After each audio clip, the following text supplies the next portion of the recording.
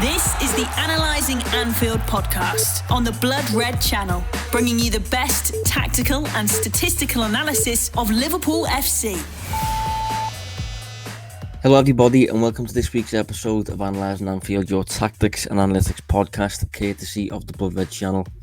I'm Josh Williams and I'm joined as always by David Hughes. Dave, how's things? Yeah, very good, thank you, mate. Enjoying the football and looking forward to talking about it today. It's probably the best summary. Well, you've let the secret out, mate. So this is going to be a bit of a different episode, maybe, for Analysing Anfield listeners, because there's virtually nothing happening on the club front, whereas, at least from a Liverpool perspective, the whole country is talking about England and talking about Euro 2020.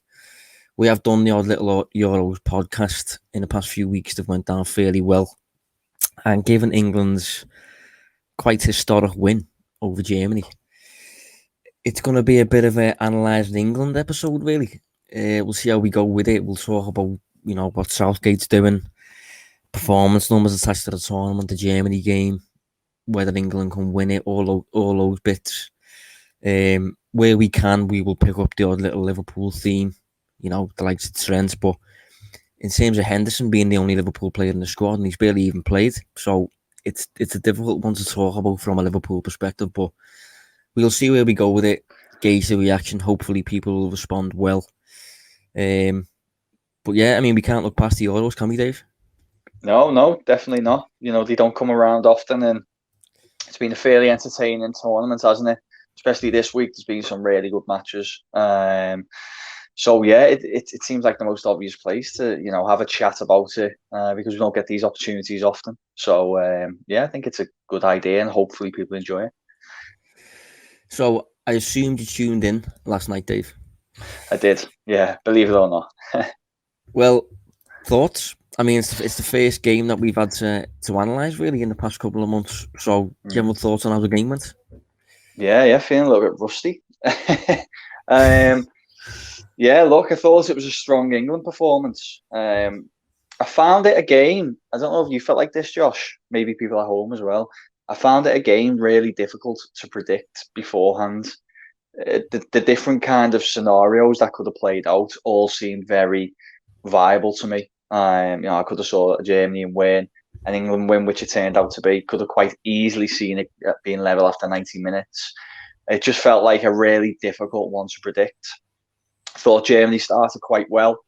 England looked a little bit nervous, but maybe that's, in terms of the emotion attached to the game, home crowd and stuff, I suppose that was to be expected upon reflection. But, beyond those first 10 minutes, I thought England settled into the game really well.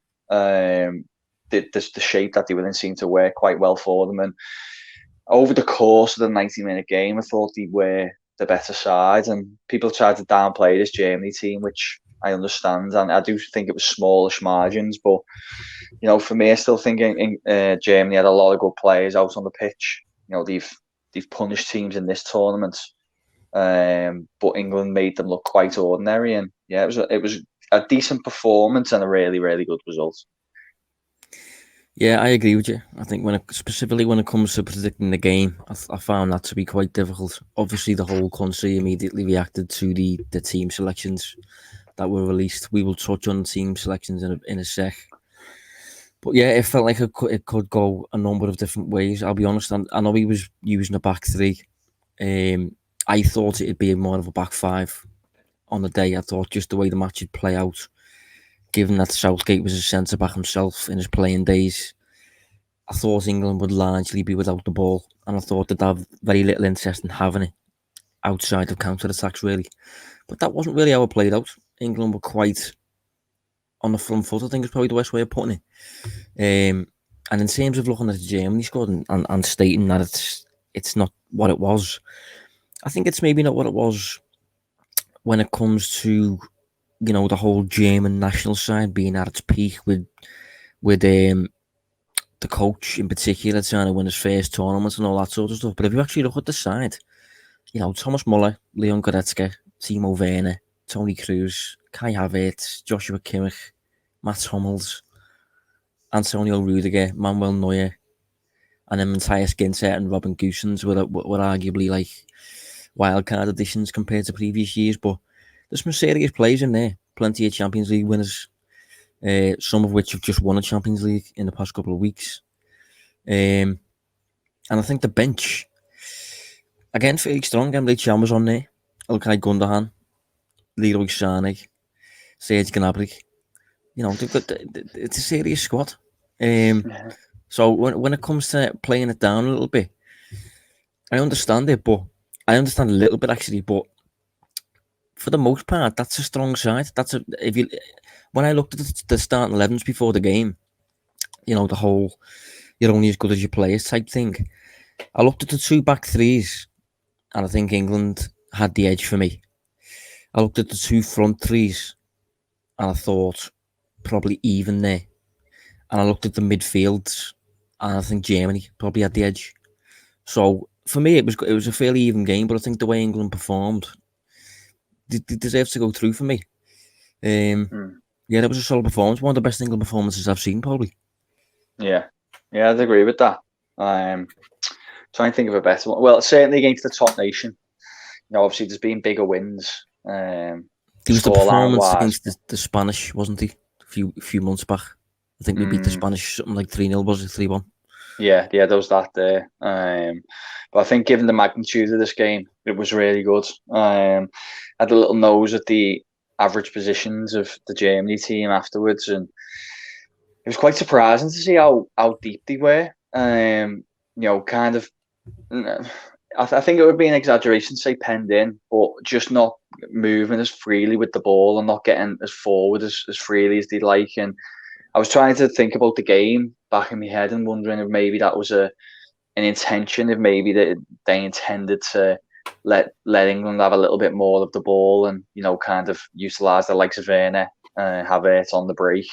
As a couple of times, they did nearly score off it, but I don't think it was. I think it was just how the game played. I think it was just how England played. The kind of the shape that they ended up going with in the match, how Southgate adjusted it slightly. And I think Germany did struggle to perform at the same level that they had done in previous games. I don't think they were as efficient in the wide areas, which obviously going into the match was something that could have been a big problem, something that they've done quite well in other matches. But they just didn't seem to be able to do it with the same efficiency against England, which I do believe is as a result of their performance, as opposed to necessarily Germany not being at the best.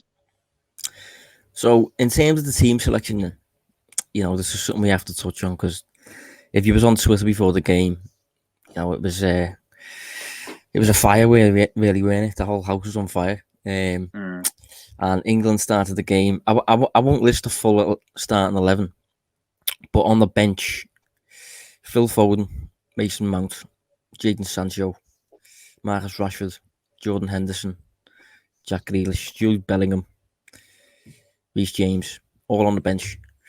And it was generally perceived as defensive. And I think in this one, that's hard to look past it, but it was defensive for me. It was a defensive selection. It was a conservative selection. And I think, funny enough, Southgate actually said after the game that if I pick that team and it doesn't win, I'm dead. Basically, I think they was his exact words. So, I will always do everything I can to understand why a team selection is a certain way rather than just reacting immediately. But this one did look really defensive. I'm not sure what your thoughts on it were. Yeah, it's hard not to get caught up in all that. The difference is I keep my mouth shut, until after the game. I wait to see how it actually plays out.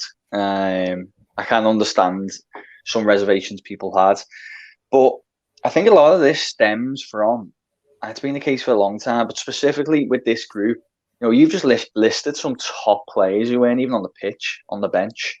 But there's a case to be made for a number of these players in this group that they could be the key man, the star man. We did a podcast on Alexander-Arnold, didn't we, saying how he could be, the key cog in the England squad. But the problem is, and we actually alluded to this on that podcast, there's so many of these players that it could be made, that point could be made about. And I think there's only a certain way you can't appease every player. You can't build the team around every player. It doesn't work like that. I think as a result, key players will not play. Or if they do, they won't play. It won't be played necessarily to funnel to their strengths. And this all works in some sort of concoction where it ends up causing a bit of infighting, and because people are sitting at home thinking, well, no, I'd do it this way, so it's getting the best out of X player, or I'd be looking at bringing X player in, and using him as the main source of creativity or whatever like that. And I just think that's what we're seeing with the team selection, because the group is so good. I guess this is international football in general, isn't it? But you got such really good players playing specific systems at club level. They come into the international setup and things are different. But I think the main difference between, say, England and other small nations is that they only have maybe a handful of top players in that group, so you know who the starters are going to be, and then you build the side around them. Whereas, as I said, with this England team, there's about 15 players who are, on paper at least, kind of top level elite players, and I think that's why you end up seeing so much criticism, because people obviously have their own ideas over who they would prioritise out of that group.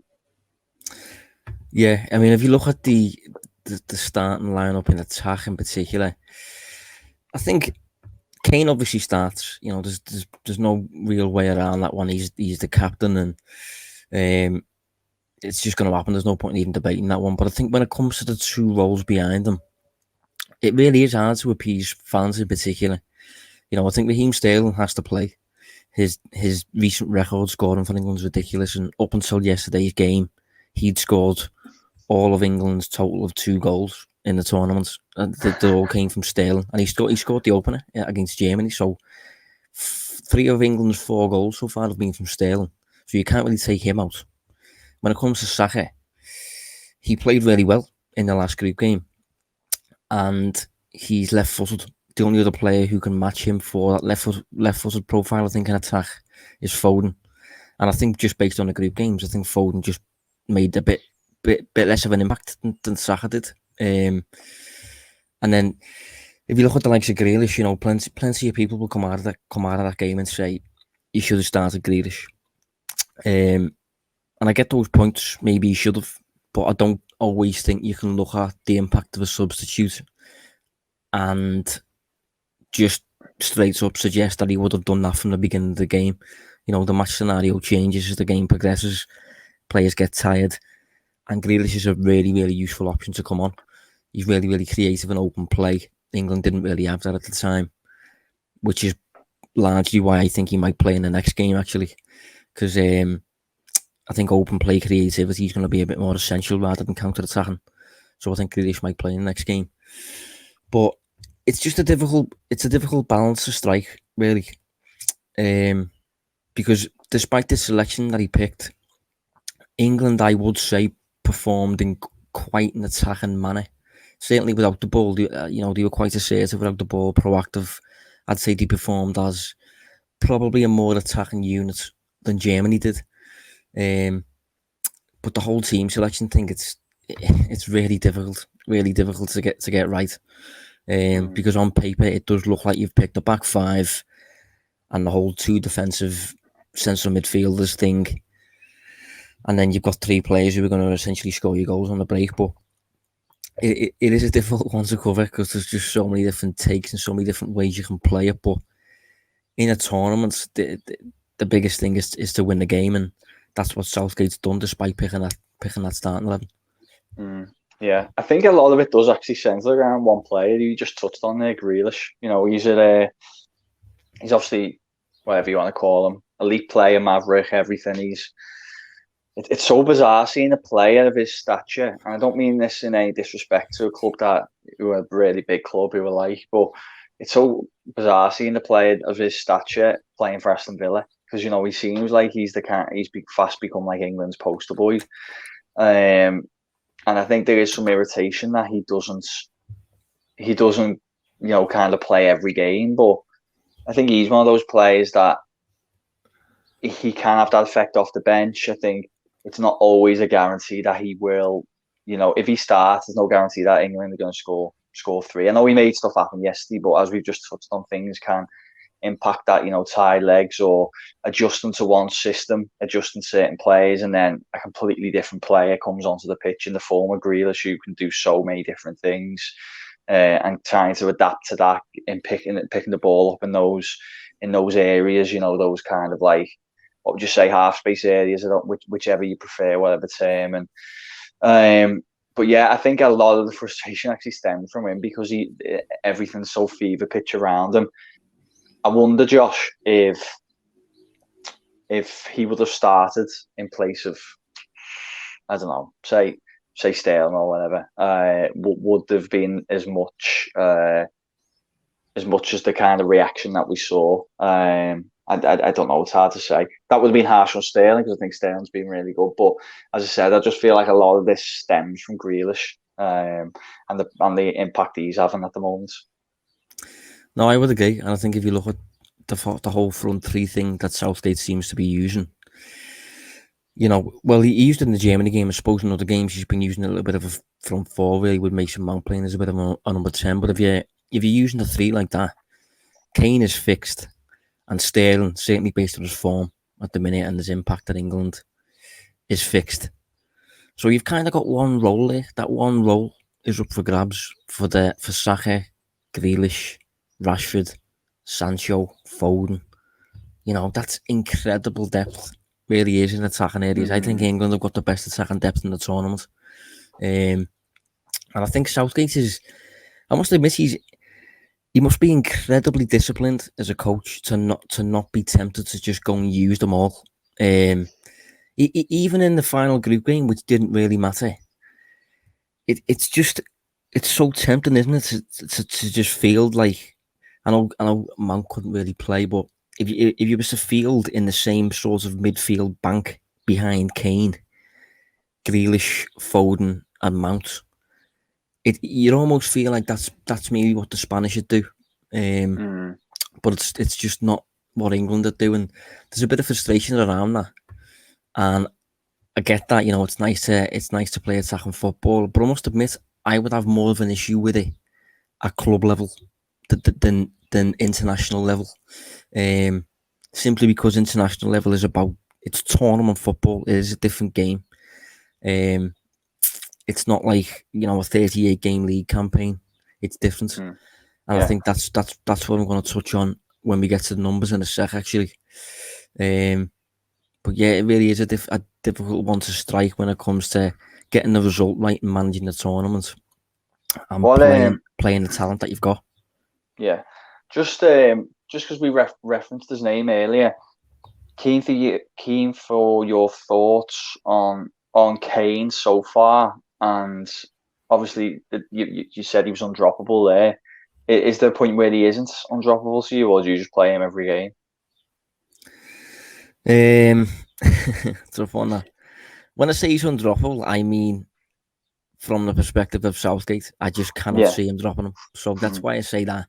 I do think he's had a bad tournament. There's been the odd little claim that he's not getting the service, but was he getting the service at Spurs?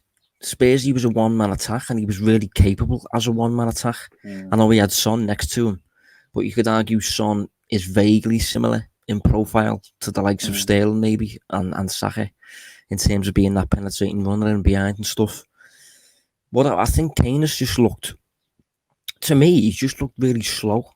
And I know he's already not the quickest, but just him taking the ball, changing direction, releasing the ball, all that sort of stuff. He's just looked really tired, really, just kind of like he just woke up. That's probably the best way I can put it.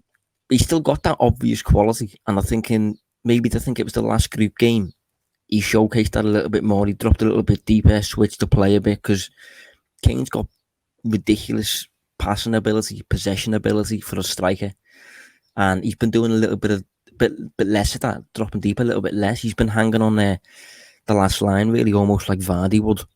Maybe it's intentional in order to create space for the number 10 types, the likes of Sterling, Mount, Grealish, all that sort of stuff. You want to stretch the line, maybe. But yeah, I don't think he's had a good tournament at all. But given who he is, it's almost... I think when Southgate's mentioned a few times about, managing the tournament, he keeps saying that you got to manage the tournament. And I think it's almost not worth the media, not backlash, but just the big media talking point, the big media response, if he was to look at Kane after 2 or 3 games and say, not good enough, I'm bringing in Calvert-Lewin.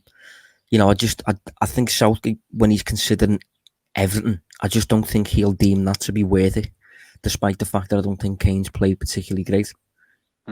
Yeah, and that's for me one of Southgate's kind of best assets. I don't know if we'll touch on Southgate specifically, but for me, and I definitely don't want to do him a disservice, because I think the way he switches it up to the 3-4-3 last night, and some of the things he's done.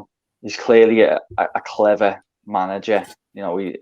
He's a good tactician of sorts. But when I think of him as a manager, I don't see him as an elite tactician. But I do see him as a really intelligent top coach and a really good leader of men, of a team. I think he talks really well.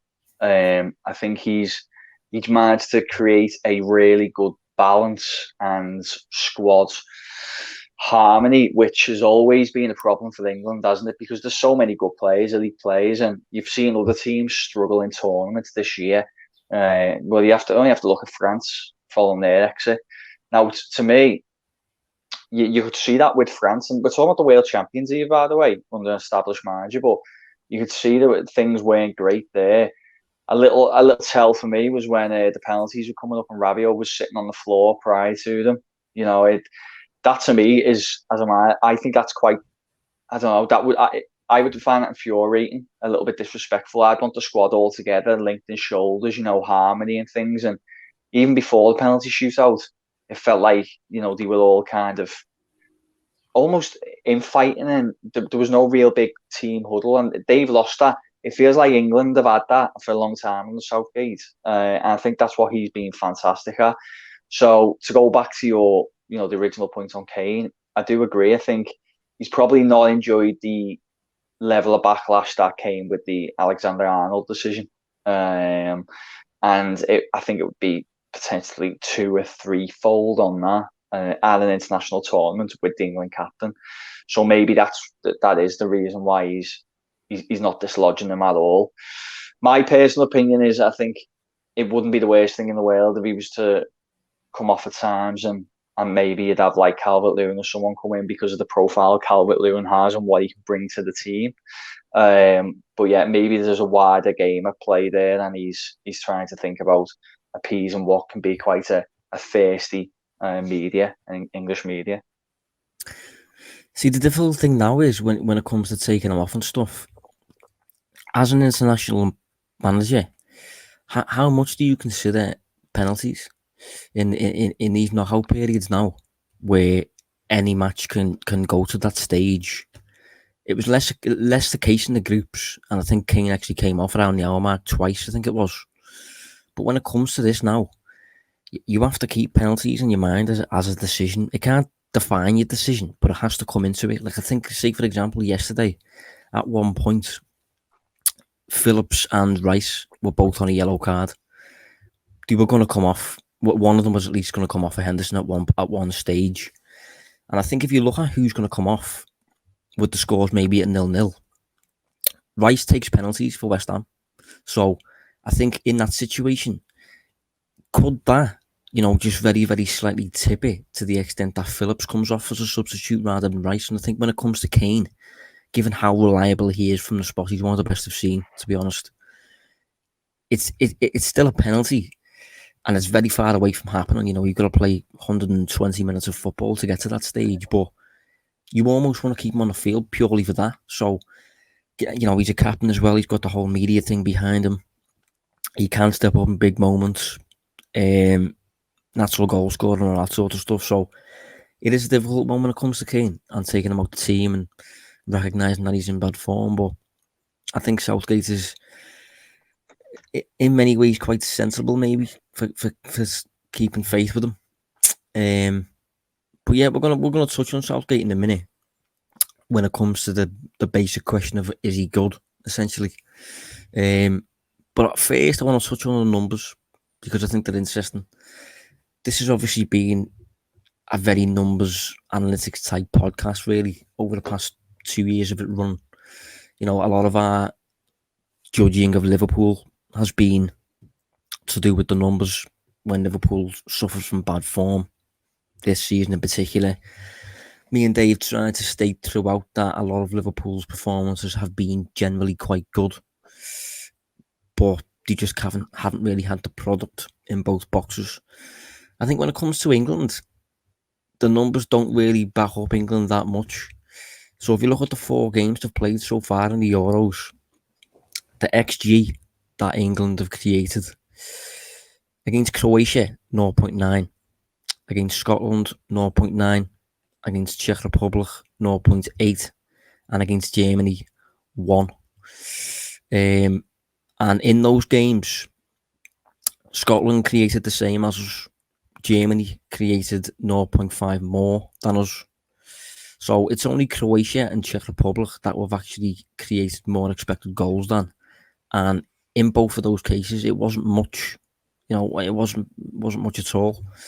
And when it comes to the tournament as a whole, so shots per 90, obviously it's a bit messy because teams have only played like 3 games, 4 games or whatever.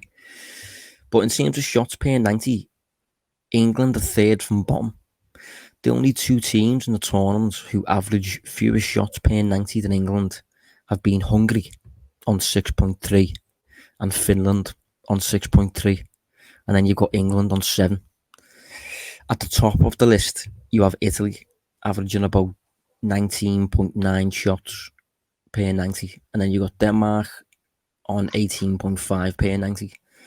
So when it comes to England's numbers, Dave, they don't look very good. And I'll be honest, if this was a club situation, if they were Liverpool's numbers or if they were Everton's numbers, I would be predicting some form of downfall in the near future. Reason I'm not is because it's not a league. It's not a 38 game competition. It's knockout tournament football when all that really matters is winning, and the performance kind of comes into it a bit less. Game state comes into it a bit more. You see what I'm saying there?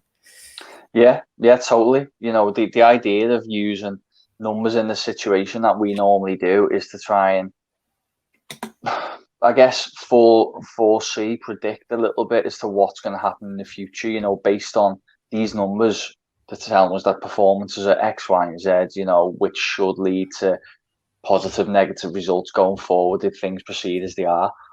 You look at it now and you think, you theoretically, see, we say that, but we also say it gets to a certain stage of the season, normally at the end, where it becomes slightly, not irrelevant, because it's still always worth considering, but you start thinking, well, it's just about getting the points on the board now, getting to the finish line. And if you think about it, England are potentially 3 games away from being champions, winning the trophy. So I'd say definitely within a league campaign, with just 3 games to go, you'd certainly be at that point of it doesn't matter too much now, just about getting on the right side of results. England are at that stage now, I think, and you could make the case that's what it's like for tournament football, full stop.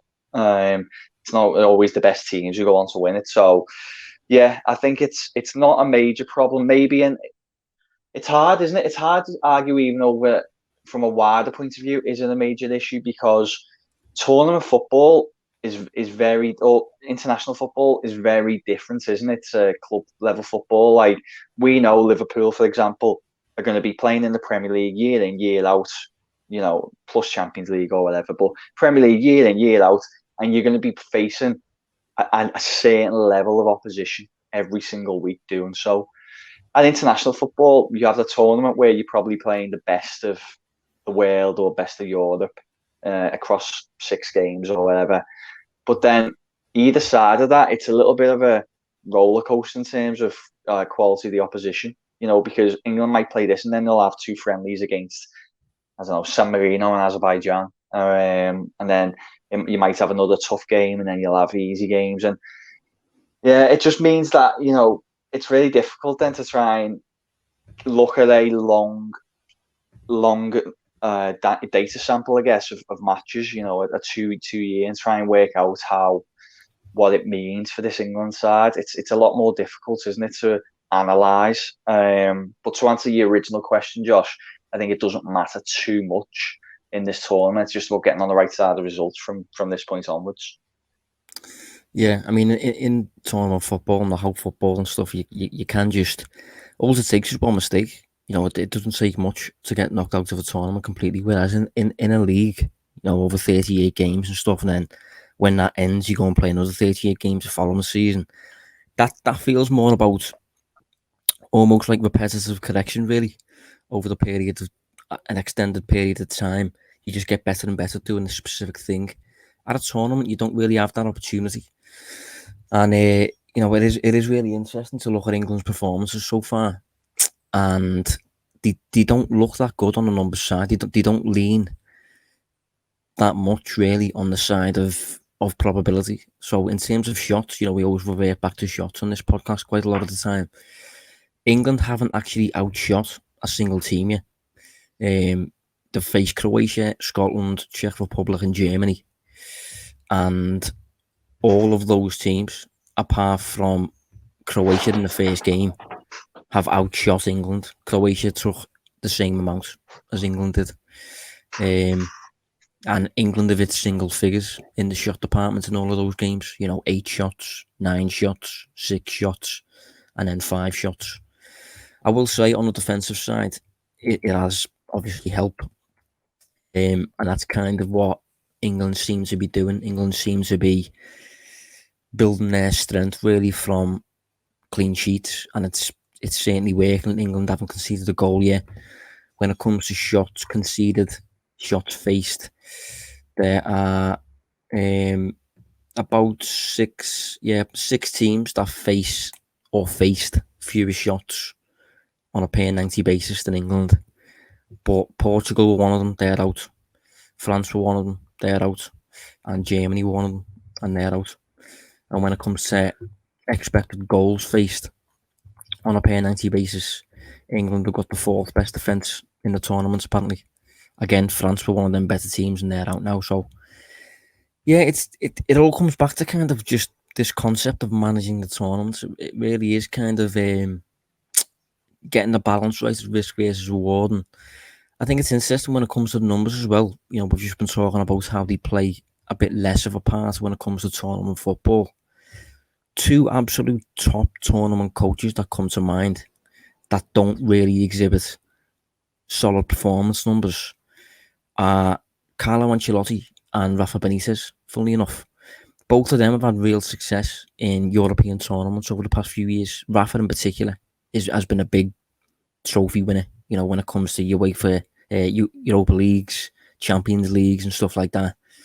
But when it comes to domestic leagues, a bit less successful. And I think a lot of that can come into the strategic nature of tournament football and how it suits that type of manager more than a manager who's going to be a bit more idealistic almost. Yeah, that's a really good point.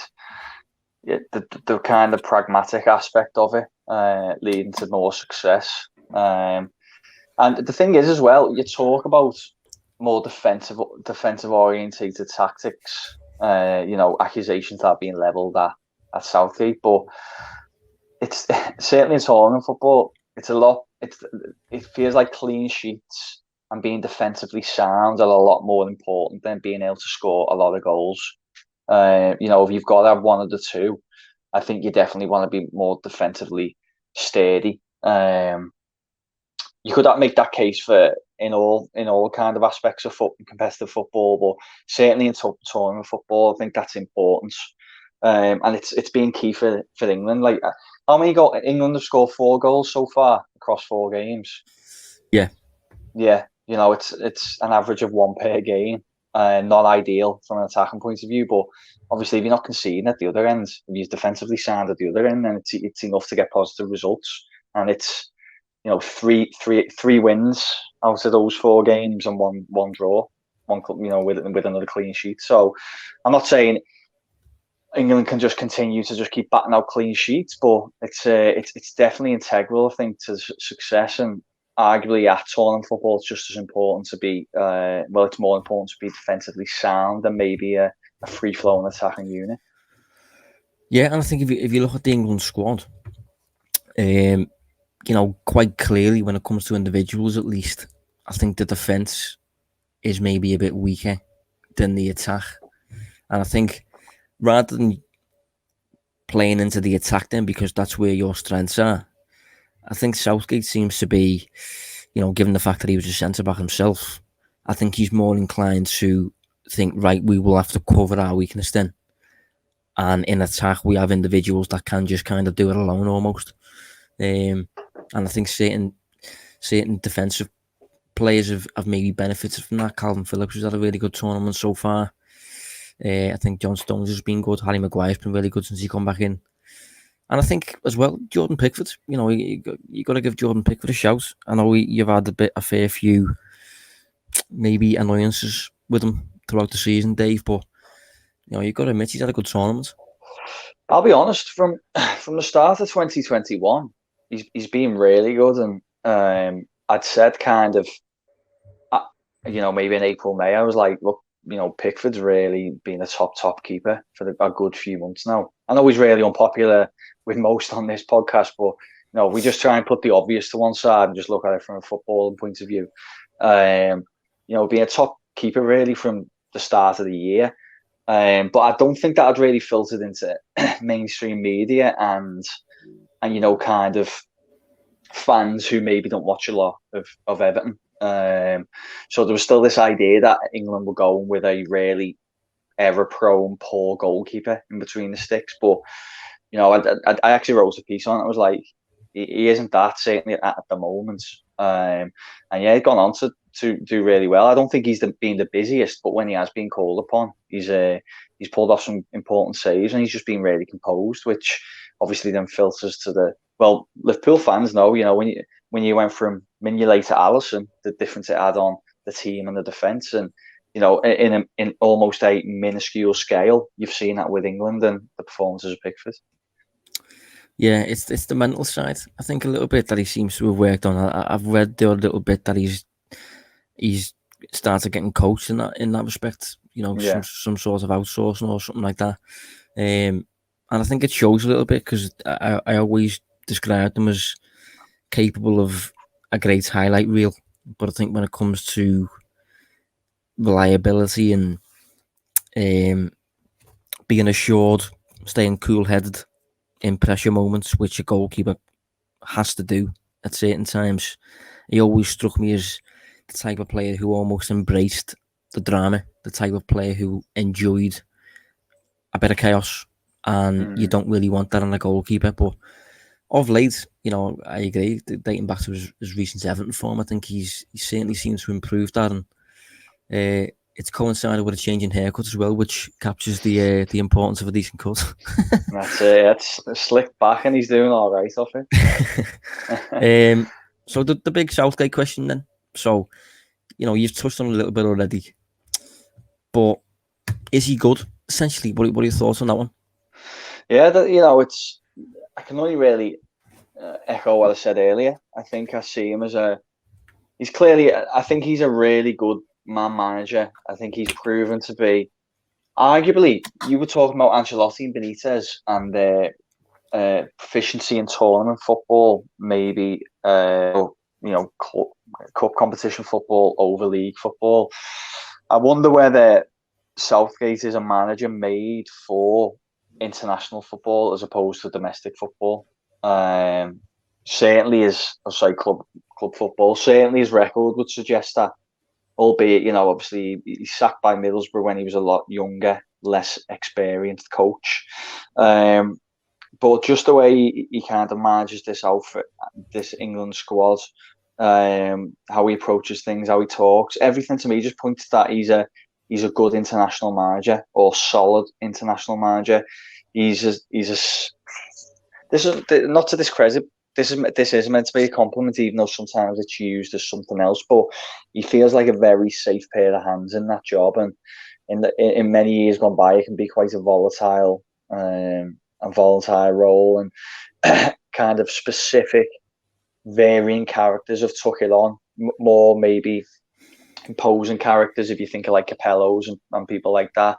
But he's come in and he's done really well. No denying it now. If you look at his record, so yeah, that I think what stands out for me, Josh, more than his kind of tactical nous, which I think he does have some, but it's just his all around kind of managing ability to manage players and people.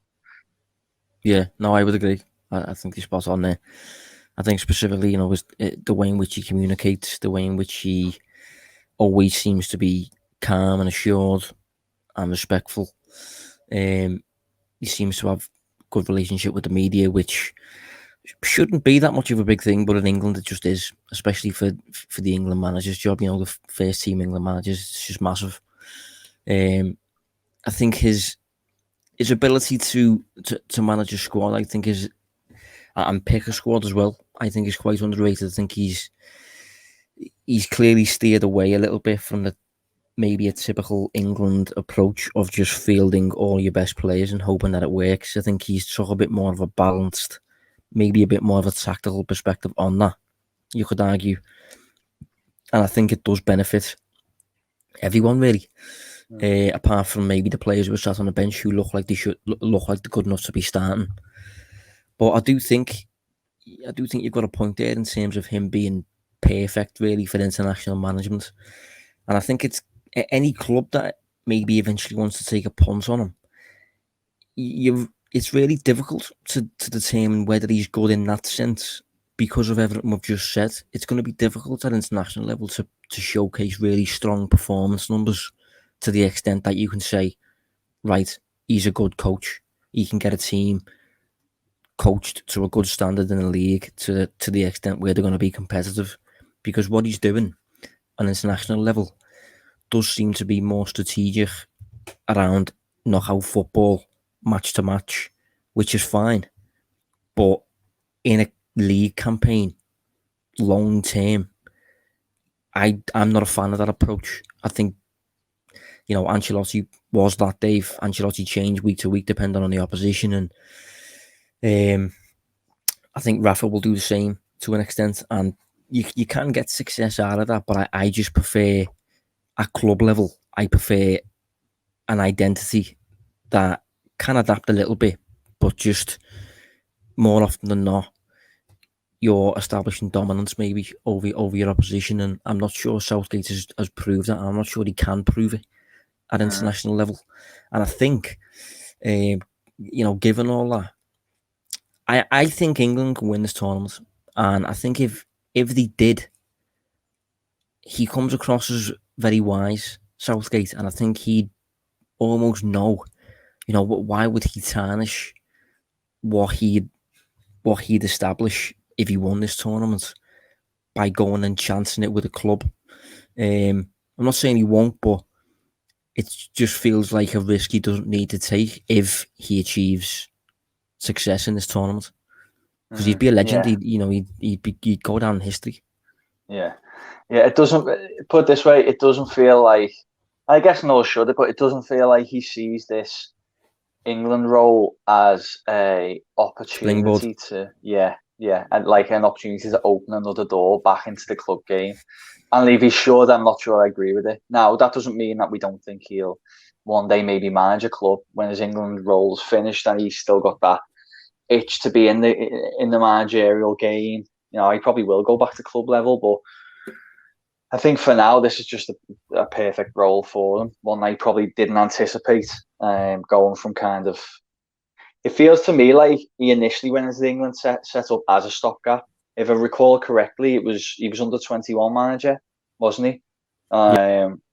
So that does seem to be very much often like a stopgap role for coaches. I recall, I think AD Boothroyd was there for a while, and just somewhere where managers with some.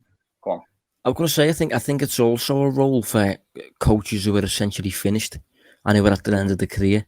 Whereas Southgate is still at that point where his career can be what he wants it to be. Essentially, he's still young enough to have a coaching career. He hasn't really managed all the clubs he's going to manage, and then went away for one final payday sort of thing, which it maybe felt a little bit like with Allardyce or so.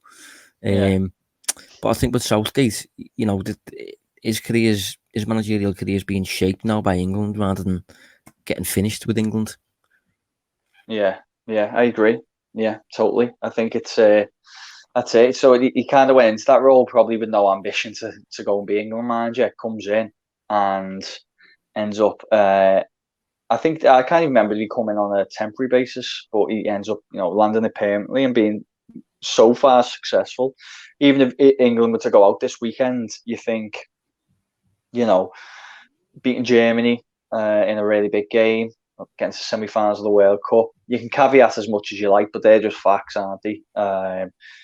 He's been relatively successful, but there could be more to come. Yeah, I mean, don't get me wrong. I definitely think the starting 11 that he picks do feel frustrating sometimes, just because you want to see this ridiculous attacking talent on the field, really. But tournament football in particular is a results game, a short-term results game as well.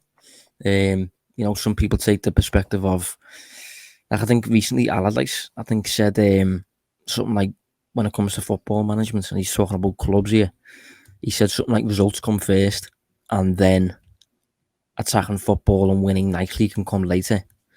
But I think the likes of, say, for example, Jurgen Klopp have done that the other way around. Klopp's kind of established the identity, established the style of play, and gradually, as you've got better and better at executing that style of play, then the results and the consistency starts to come. Whereas in international football, you have to just, especially in tournaments, you have to just find a way to win. You have to just win.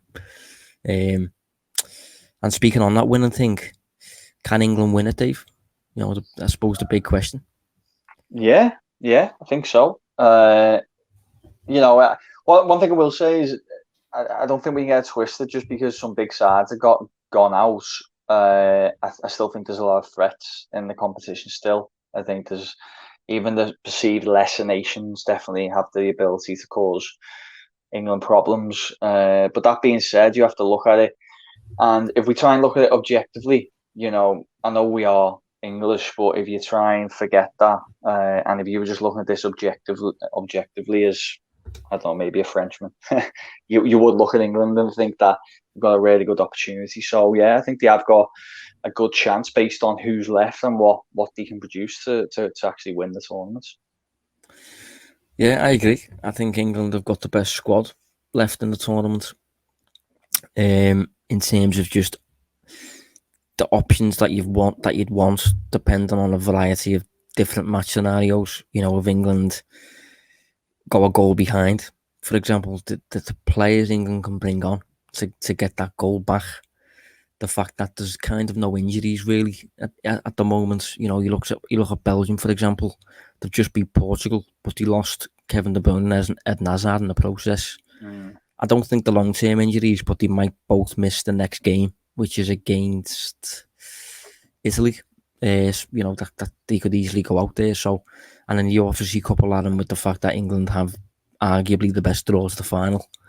I think I expect England to beat Ukraine. I'll be honest.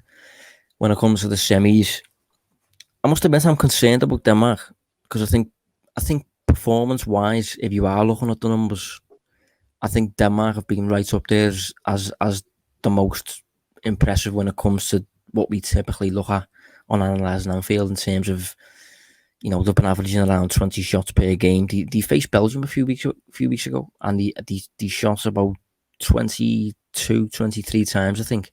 And I think Belgium took about 8 themselves, but De Bruyne just kind of won the game on his own. I think Denmark play a lot like a club team, just when you watch them and stuff. So I think they could cause England a bit of an issue. Yeah, Denmark are one, and you think they've got Czech Republic, haven't they? Denmark. Yeah. Yeah, so you probably would fancy them to get to the semis. They are tough. You can see why they obviously tip to be dark horses. I think we talked a little bit about them, didn't we, in our kind of Euro preview podcast a few weeks ago about some of their key players. So, yeah, but I even think Ukraine might not be an easy game either.